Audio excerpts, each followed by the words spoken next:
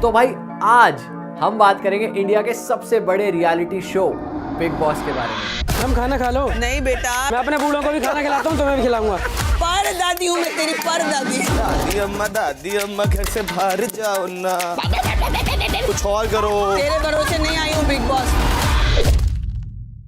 जैसा कि आप सबको पता है कि खुद हमारे पॉडकास्ट पे बहुत सारे लोग ऐसे आए हैं जो बिग बॉस का एक पार्ट रहे हैं, बिग बॉस के कंटेस्टेंट रहे हैं। लेकिन बिग बॉस ऐसा शो है जिसको देखने के बाद हर एक इंसान ये सोचता है कि मैंने ये शो देखा ही क्यों। आखिर 1 घंटा 1.5 घंटा ये शो देखने के बाद मुझे मिला क्या देखने को, मुझे सीखने को क्या मिला। मैंने देखा तो वही लड़ाई झगड़ा। तो भाई मैं तो सोचने पे मजबूर हो गया कि आखिर इस शो में ऐसा क्या है कि सब लोग इसको गाली भी देते हैं पर इसको देखे बिना रह भी नहीं पाते। ऐसा क्या हो जाता है कि जब भी इसका कोई सीजन आता है, इंस्टाग्राम रील्स पे इसकी वीडियोस ट्रेंड हो रही होती हैं, एक्स पे कंटेस्टेंट के फैन पेजेस आपस में लड़ रहे होते हैं, फेसबुक पे इनकी छोटी छोटी वीडियोस इतनी वायरल हो रही होती है लड़ाइयों की। इनफैक्ट करंट सीजन की नहीं, पिछले सारे सीजन्स की वीडियो आपको आपकी फीड पे देखने को मिल जाती है। तो ओवरऑल इंटरनेट पे ऐसा माहौल बन जाता है कि इंसान को लगता है यार अगर मैं बिग बॉस नहीं देख रहा तो कहीं मैं ही तो गलती नहीं कर रहा। तो भाई हमने ये सोचा कि भाई थोड़ी रिसर्च करें, थोड़ा देखें कि ये ऐसी क्या स्ट्रैटेजी लगा रहे हैं, ऐसा क्या लोगों के दिमाग के साथ ये खेल रहे हैं कि लोग इसको देखना भी नहीं चाहते और देखे बिना रह भी नहीं पाते। और भाई ये बिग बॉस वाले इतना भी कितना पैसा कमा रहे हैं कि जहां कुछ शोज के मैक्सिमम 2 से 4 सीजन आ पाते हैं, ये बिग बॉस वाले अपने 19वें सीजन पे चल रहे हैं। और पहले तो ये सिर्फ हिंदी में आता था, लेकिन अब इंडिया की कई रीजनल लैंग्वेजेस में अपने अपने शो बनने लगे हैं बिग बॉस के। तो चलो भाई हम बताते हैं तुम्हें बिग बॉस के कुछ अनसुने राज। तो भाई सबसे पहले तो ये जानते हैं कि बिग बॉस का वायरस आया कहाँ से। भाई ये शो अडेप्ट किया गया नीदरलैंड के शो बिग ब्रदर से, जो कि रिलीज हुआ था 1999 में, और इस शो को बनाया था एंडेमोर शाइन ग्रुप ने। भाई नीदरलैंड से ये वायरस इतनी तेजी से फैला है कि भाई ये 63 देशों तक पहुंच चुका है और आज तक 500 से ज्यादा इसके सीजन बन चुके हैं। इंडिया में ये पहुंचा था 2006 में, जिसका पहला सीजन होस्ट किया था अरशद वारसी जी ने। और मैं बता दूं भाई इंडिया में भी इस शो को एंडेमोर शाइन ग्रुप ही रन कर रहा है, जिसने इंडिया में अलग अलग ब्रॉडकास्टर्स को अपना लाइसेंस दिया। तो चलो अब जानते हैं कि इस बिग बॉस शो में जो कंटेस्टेंट आते हैं उनको कितना पैसा मिलता है कि भाई पूरे देश के सामने ये अपनी इज्जत का फालूदा बनाने के लिए रेडी हो जाते हैं। और हमारे सलमान भाई को कितना पैसा मिलता है कि वो हर सीजन आए जा रहे हैं। भाई हर एक कंटेस्टेंट की फीस अलग अलग होती है, फीस में बहुत ज्यादा अंतर होता है। 19वें सीजन यानी करंट सीजन की अगर मैं बात करूं तो आप सभी ने गौरव खन्ना को देखा ही होगा। गौरव खन्ना को मिल रहे हैं सबसे ज्यादा पैसे, 17.5 लाख एक हफ्ते का, ऐसा बताया जा रहा है, जो कि बनता है लगभग 2.5 लाख रुपए एक एपिसोड का। और ये भी बताया जा रहा है कि इनको स्टार या कलर्स पे एक नया शो भी मिलेगा जिसमें ये as a lead actor play करने वाले हैं। और भाई अगर मैं बात करूं अमाल की, तो अमाल को तो आप सभी ने सुना ही होगा। भाई ये बिग बॉस में कोने में बैठ के या तो गाना गाते हैं या फिर सोते हैं। इनको मिल रहे हैं 1.25 लाख रुपए एक एपिसोड। और भाई अगर मैं बात करूं तानिया मित्तल जी की, जिनको ओलंपिक से डायरेक्ट इन्वाइट आ चुका है, तो प्लीज आ जाइए हमारे यहाँ से जेवलिन थ्रो कीजिए, क्योंकि इतनी ऊंची ऊंची फेंक रही है। इन्होंने नीरज चोपड़ा जी को फेल कर दिया है। ग्वालियर से जाऊंगी आगरा से कॉफी खरीद के, कॉफी पीऊंगी नहीं, वो कॉफी एकदम ठंडी होनी चाहिए, एक आइस बॉक्स साथ में चलेगा, कॉफी उसमें रखी जाएगी, फिर पीछे गार्डन है वहाँ जाके सिर्फ तभी पीती हूँ। तो अगर मुझे महीने में 3 कोल्ड कॉफी पीनी है तो ये पूरा ठटराक चाहिए मुझे। ओवर है ना, ये ओवर नहीं है, ये तो बेसिक है मेरा। ओवर तो तूने सुने नहीं है, मत बोल।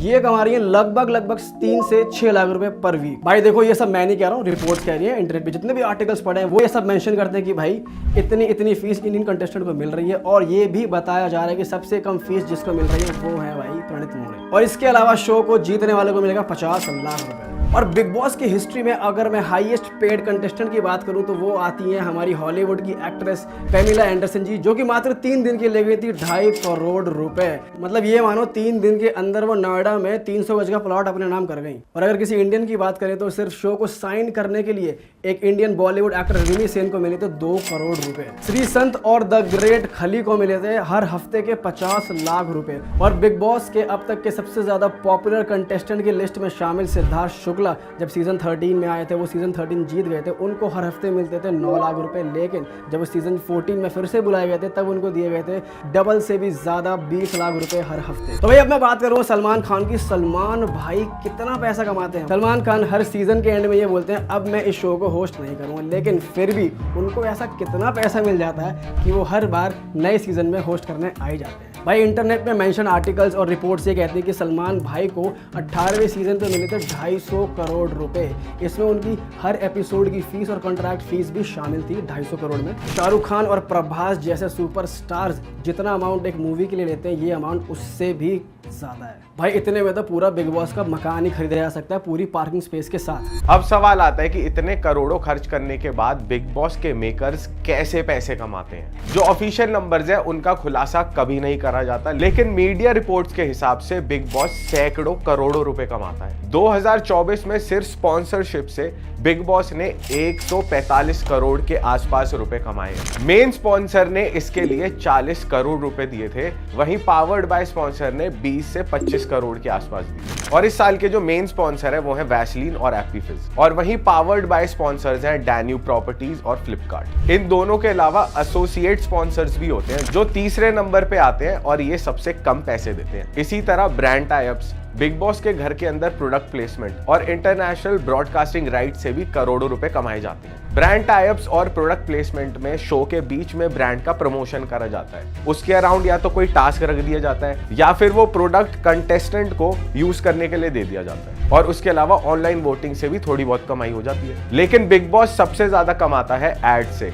करोड़ों लोग बिग बॉस देखते हैं, इसीलिए एड्स के रेट सबसे ज्यादा हाई होते हैं। बिग बॉस 19 में एक 10 सेकंड के एड का जो रेट था वो था 3.5 लाख से लेके 4.5 लाख, जो कि आईपीएल के रेट से भी ज्यादा रेट। आईपीएल का जो रेट है मोबाइल के लिए वो है 250 रुपीज और टीवी के लिए है 480 रुपीज। और यहाँ बात इंप्रेशंस की हो रही है, व्यूज की नहीं। जितनी बार भी एड यूजर की स्क्रीन पे आएगा उसको इंप्रेशन कहा जाता है, भले ही वो व्यूअर एड देखे या ना दे। तो भाई अंदाजा लगा लो कितने ज्यादा कमाते होंगे। इन सारे एड्स को मिलाकर ये नहीं बताया जाता कि कितनी कमाई हुई है, लेकिन बिग बॉस 17 में 350 करोड़ का एड रेवेन्यू टारगेट रखा गया था, तो कमाई इसके आसपास ही मानी जाती है। तुम्हें पता है बिग बॉस की अगर सारी भाषाओं को मिला दिया जाए तो 40 करोड़ लोग इस शो को देखते हैं, जो कि इंडिया की टीवी ऑडियंस का 45% है। और अकेले बिग बॉस हिंदी के सीजन 18 को 20.5 करोड़ लोगों ने 112 अरब मिनट देखा था। और इस साल सीजन 19 को जियो हॉटस्टार पर सबसे बड़ी ओपनिंग मिली, और जिसकी रीच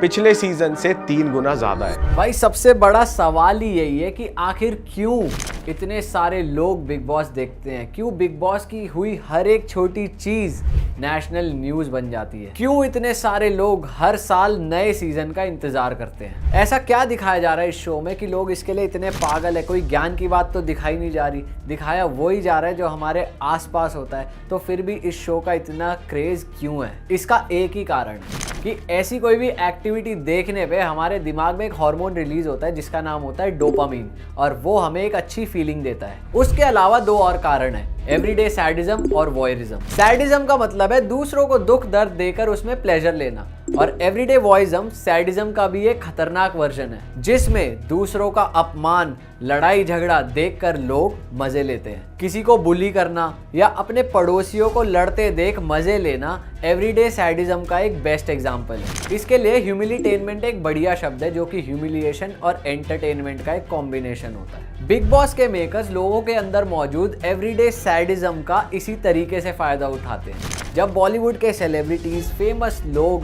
आपस में लड़ते हैं तो लोग उन्हें लड़ता देख, रोता देख प्लेजर लेने लगते हैं, उन्हें मजा आने लगता है। जितनी ज्यादा लड़ाई झगड़ा होता है उतना ज्यादा लोगों को प्लेजर मिलता है। और ये आज से नहीं हो रहा, रोमन एम्पायर के टाइम से ग्लैडिएटर्स को लड़वाया जाता था हजारों लोगों के सामने, ताकि लोग उन्हें लड़ता देख मजा ले पाए। बिग बॉस के पॉपुलर होने का एक और रीजन है वॉयरिज्म, यानी दूसरों की पर्सनल लाइफ में झांक कर उसमें प्लेजर लेना। ये तो हर इंसान के अंदर एक ट्रेट है कि वो दूसरे की पर्सनल लाइफ में झांक कर उसकी लाइफ में होने वाली प्रॉब्लम्स में मजे लेता है। कंटेस्टेंट को 24 घंटे मॉनिटर किया जाता है, उनकी पर्सनल बातों को लीक किया जाता है, जिसको देखकर ऑडियंस को बहुत मजा आता है। तो दोस्तों बिग बॉस इसलिए इतना ज्यादा पॉपुलर है क्योंकि बिग बॉस के मेकर्स बहुत ही स्मार्ट हैं। उन्होंने हर इंसान के अंदर मौजूद कॉमन ट्रेट्स को ट्रिगर करना सीख लिया है। जैसे आपने वीडियोस देखी होंगी कि अगर सड़क पे 2 लोग लड़ने लग जाएं तो लोग उन्हें छुड़ाने की बजाय उसमें मजा लेते हैं, उनकी वीडियोस बनाते हैं और अपने अपने पर्सनल पर्पस के लिए उन वीडियोस को वायरल करते हैं। सिमिलरली बिग बॉस के साथ भी यही है,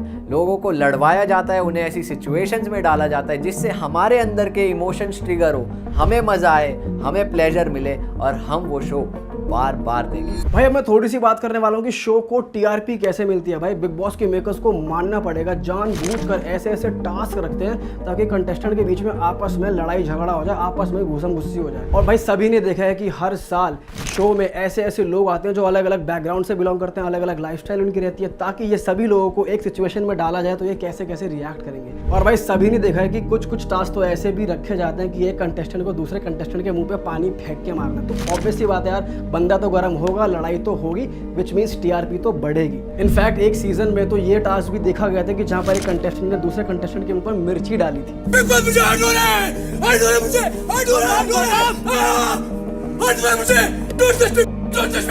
कोई किसी को बॉडी शेम करता है, कोई किसी की चुगलियां करता है, औरतों का अपमान किया जाता है और फिर इस सबको ग्लोरीफाई किया जाता है। भाई कई बार तो ये आरोप भी बिग बॉस पे लगाए गए हैं कि ये सारा कुछ स्क्रिप्टेड होता है, ये नाम का रियलिटी शो बन चुका है।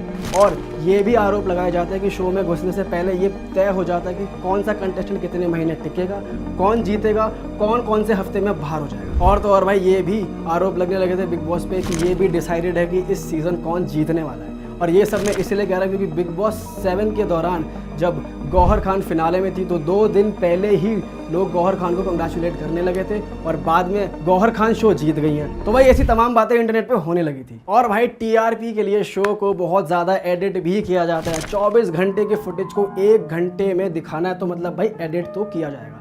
और वो वाले पार्ट ज़्यादा दिखाए जाते हैं जहाँ पर कंटेस्टेंट अपने one of the worst moods में रहें, जहाँ पे उनका व्यवहार सबसे गंदा होता है और जहाँ पे वो लड़ाई झगड़े के मूड में होते हैं। अगर शो प्लेन नॉर्मली चलता रहा तो भाई कौन ही बैठ के देखने वाला है। जब सामने वाला लड़ेगा, तू मैं करेगा, गाली गलौज करेगा तो भाई व्यूअर्स की एक्साइटमेंट बढ़ती है। इसी तरह से शो की टीआरपी बढ़ जाती है। और बिग बॉस के मेकर्स भी ऐसे लोगों को कास्ट करते हैं जो बहुत ज़्यादा विवादों में रहे हैं, कॉन्ट्रोवर्सीज में रहे हैं, और ऐसे लोगों को शो में लेकर आते हैं जो घर में घुसने के बाद लड़ाई झगड़ा दबा के कर सकते हैं।